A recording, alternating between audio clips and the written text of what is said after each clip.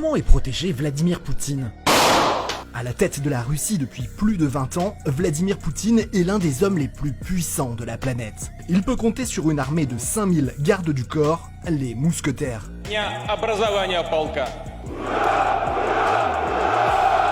Ils sont pour la plupart tous issus du FSO, un groupe d'élite secret au sein des services de sécurité russes, et ils sont triés sur le volet et spécialement recrutés par Vladimir Poutine lui-même. Et pour devenir un mousquetaire, bon, faut pas grand chose. Seulement être polyglotte, mesurer entre 1m75 et 1m90, peser maximum 90 kg, avoir une résistance physique et psychologique à toute épreuve, être toujours vêtu légèrement afin de rester mobile, et même quand il fait moins 10 degrés. Et en été, il leur est bien évidemment interdit de transpirer. Selon certains rapports, ils utiliseraient même des médicaments qui affecteraient les processus physiologiques. Et à 35 ans, hop, direction la retraite. Mais ce n'est pas tout.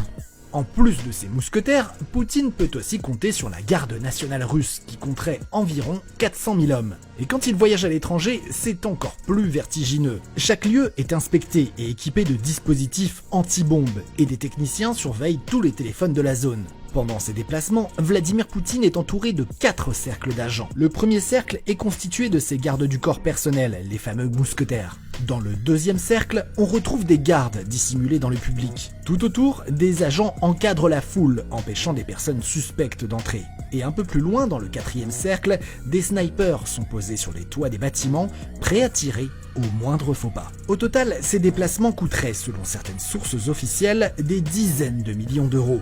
Et si tout cela vous paraît déjà énorme, ce ne sont pas les seules mesures de sécurité prises par Vladimir Poutine. Car au quotidien, les précautions sont tellement strictes que certains observateurs accusent le chef du Kremlin d'être complètement paranoïaque. Qu'est-ce que t'as ? Tu veux te battre ? Ouais, c'est vrai, tu m'impressionnes. Par exemple, l'une de ses plus grandes peurs est d'être empoisonné.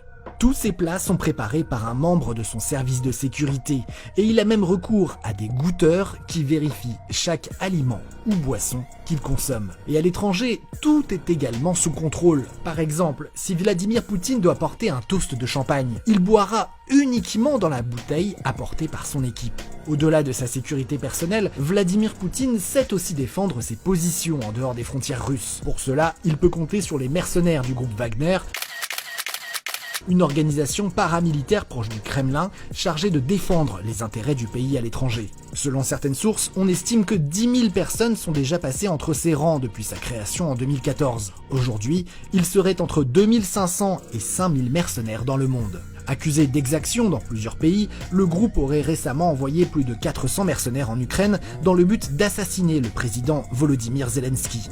Paradoxalement, c'est depuis la guerre en Ukraine que les menaces sur la sécurité de Vladimir Poutine sont de plus en plus concrètes. Par exemple, le sénateur américain Lindsey Graham a récemment appelé à ce que quelqu'un élimine le président russe pour le bien de l'humanité. Et un entrepreneur russe réfugié aux États-Unis a même promis d'offrir $1 million à celui qui réussirait à l'arrêter. Alors, dans un tel contexte, jusqu'à quand la sécurité de Vladimir Poutine restera-t-elle infaillible ?